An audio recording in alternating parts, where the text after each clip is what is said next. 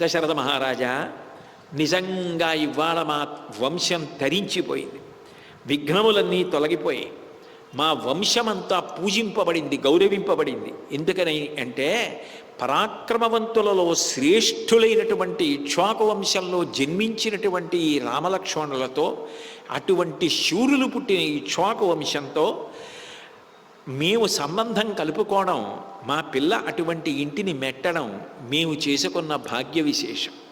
స్వాగతం తీస్తూ నీకు స్వాగతం పలుకుతున్నాను, లోపలికి రా అంటే సహజంగా మనం ఏమనుకుంటాం, మగపెళ్ళివారు కదా, జనక మహారాజు గారు అంత ప్రేమగా, అంత గౌరవంగా, అంత వినయంగా స్వాగతం పలికి మాట్లాడాడు కదా, నా కూతురు మీ ఇంటిని మెట్టడం ఎంత అదృష్టం, నీ ఇంటికి కోడలుగా రావడం ఎంత అదృష్టం చేసుకుంటే జరుగుతుంది అని అన్నప్పుడు సహజంగా దశరథుడు కొంచెం తల పైకి పెట్టి, మగపెళ్ళివారు కాబట్టి ఏదో అతిశయంతో ఉంటారని అనుకుంటాం.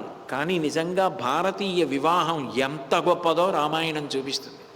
దశరథుడు చాలా ఆశ్చర్యపోతూ అన్నాడు, ప్రతిగ్రహో దాతృవశ శ్రుతమే తన్మయాపుర యథావక్షసి ధర్మజ్ఞ తత్యరష్యాం అహేవయం.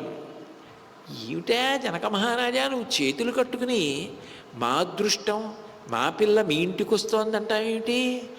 లోకంలో ఇచ్చేవాడు చెయ్యి పైన ఉంటుంది, పుచ్చుకునేవాడి చెయ్యి కింద ఉంటుంది. నువ్వు పిల్లనిస్తే కదయా నాకు కోడలు. నాకు కోడలు రానప్పుడు, వాడికి పత్ని లేనప్పుడు వాడు ధర్మకార్యాలు ఏం చేస్తాడు? నాకు వంశం ఎక్కడ నిలబడుతుంది? మనవలు ఎక్కడి నుంచి వస్తారు? నేను తాతనెక్కడవుతాను? ఎలా ఆడుకోను? నువ్వు పిల్లనిస్తే కదా.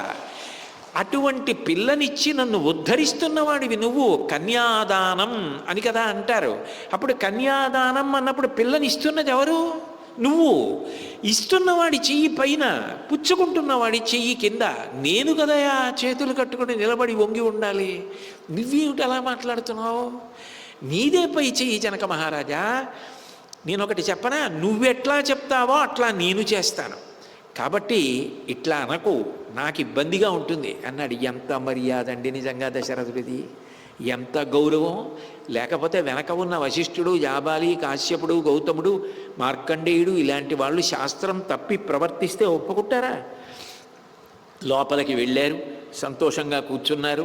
వెంటనే జనక మహారాజు గారు తన పురోహితుడి శతానందుల వారిని పిలిచాడు. గౌతమ మహర్షి యొక్క పెద్ద కుమారుడు శతానందుల వారు, నిన్న విశ్వామిత్రోపాఖ్యానం అంతా చెప్పారు కదా, ఆయన్ని పిలిచి, తమహం ద్రష్టుమిచ్చామి యజ్ఞగోప్తా సమేమతః ప్రీతిం సోపి మహాతేజ ఇమాం భోక్తా మయా సహ